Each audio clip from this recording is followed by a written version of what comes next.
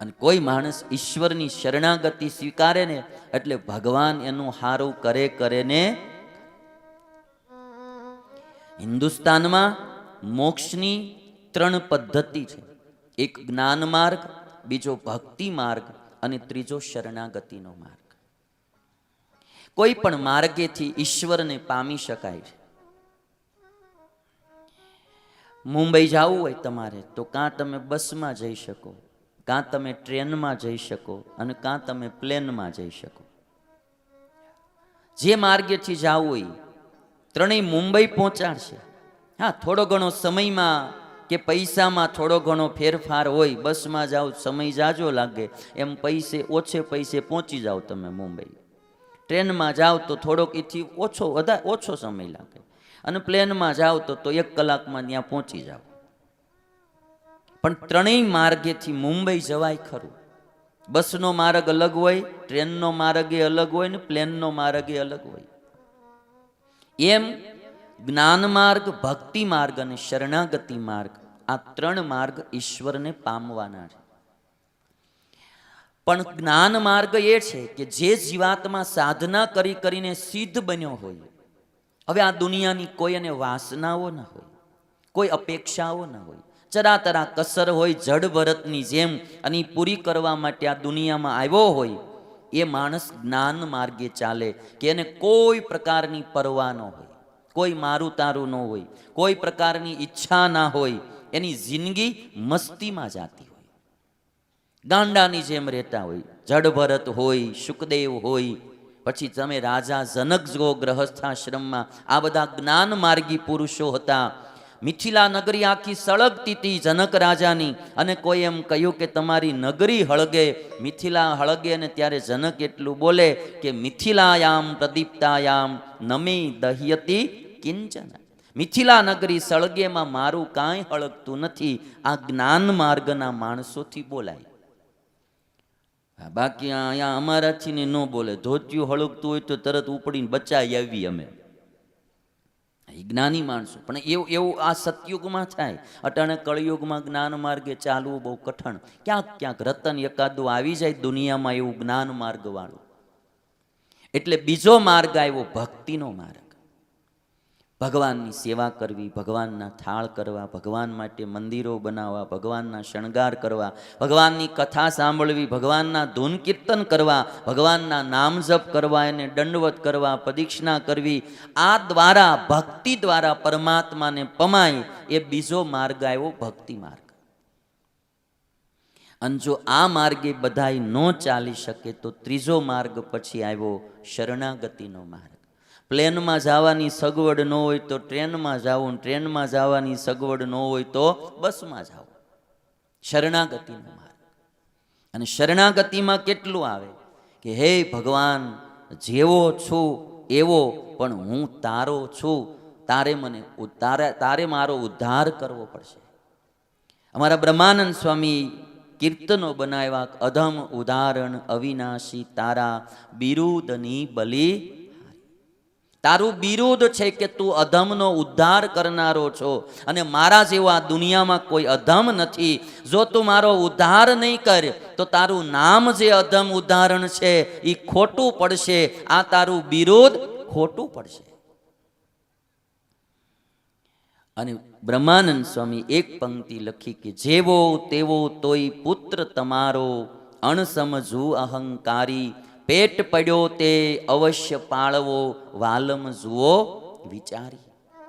આ શરણાગતિનો માર્ગ છે.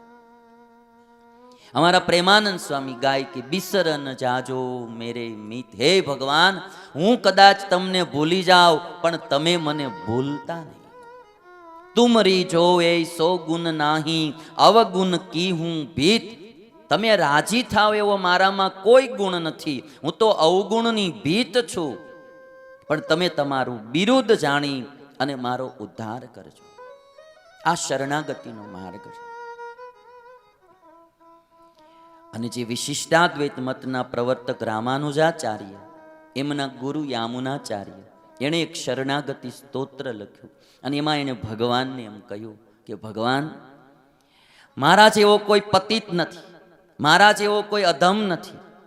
અને તમે જો મારો ઉદ્ધાર કરશો ને તો તમારું નામ સાર્થક થાય. તમે મારા ઉપર ઉપકાર નથી કરતા, હું તમારા ઉપર ઉપકાર કરું છું. જો અમારા જેવા અધમ જ ન હોય તો તમે ઉદ્ધાર કોનો કરો? અને ઉદ્ધાર ન કરો તો તમારું નામ અધમ ઉદાહરણ કેમ પડે? તમે અમારો ઉદ્ધાર કરીને અમારા ઉપર ઉપકાર નથી કરતા, અમે તમારા ઉપર ઉપકાર કરીએ છીએ કે અમારા જેવા અધમ છે એટલે તમારું નામ અધમ ઉદાહરણ પડે. યામુનાચાર. અને એટલા માટે વાલા ભક્તો, શરણાગતિનો માર્ગ એ આજે કળિયુગમાં બેસ્ટ માર્ગ છે. ઈશ્વરના થઈને રહેવું. ઈશ્વર ન હોય તો કોઈ સારા સાધુના થઈને રહેવું.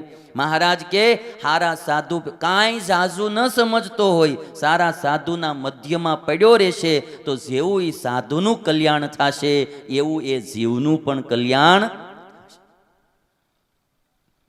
તમે એક પ્રસંગ સાંભળ્યો હશે કે સ્વામિનારાયણ ભગવાન એક દિવસ સભા ભરીને બેઠેલા અને આ બાજુ બધા સાધુઓ બેઠેલા અને ડાબી બાજુ બધા ગ્રહસ્થો બેઠેલા, એમાં થોડા દરબાર લોકો પણ બેઠેલા, બધી મોટી મોટી મૂછુંવાળા. અને બધા સત્સંગમાં આવેલા પણ આમ થોડું થોડું પેલા બધાએ મોટી મોટી મૂછું તો પેલા ગ્રહસ્થો રાખતા જ, અને થોડા થોડા કામ બી કંઈક હારા મોળા થયા હોય કંઈક.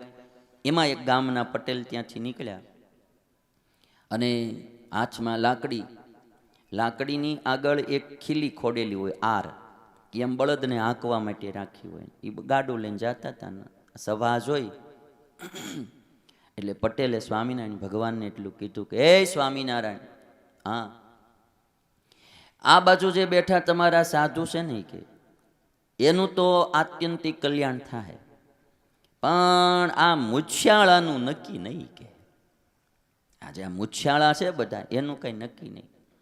સ્વામિનારાયણ ભગવાન કે પટેલ સાંભળો, તમારા હાથમાં શું છે? તો કે લાકડી. એ લાકડીમાં શું છે? તો કે ખીલી, આર. સ્વામિનારાયણ ભગવાન કે આરને તમે કાઢીને કૂવામાં નાખી દો તો તરે કે બુડે? અરે મહારાજ, લોઢાની ખીલી છે એ થોડી તરી તો બુડે જ ને. પણ મહારાજ કે એ આર તમારી લાકડીમાં લાગેલી છે અને એ લાકડીને તમે કૂવામાં નાખી દો તો ડૂબે કે તરે? અરે મહારાજ, તો તરે ને. મહારાજ કે આ અમારા સાધુ છે ને એ લાકડી છે અને આ અમારા ગ્રહસ્થ આર છે, પણ એ સાધુ સાથે વળગીને રહ્યા છે એની હાર્યો હાર તરશે, એની હાર્યો હાર તરશે. એમ મારે ને તમારે ઝાઝુ સમજાય ન સમજાય, ભગવાનની સાથે જોડાઈને રહેવું, કોઈ સારા સંત સાથે જોડાઈને રહેવું. આજે જેમ ગોલોક વિહારી સ્વામી હતા એ એની પ્રતિકૃતિ અક્ષર વિહારી સ્વામીને મૂકતા ગયા છે. બહુ સારા નિષ્પૃહ સાધુ છે, જોડાઈને રહેવું, સ્વામીને રાજી કરવા, જેથી કરીને એની હારવાર આપણું પણ કલ્યાણ થાય. શરણાગતિનો માર્ગ એ શ્રેષ્ઠ માર્ગ છે.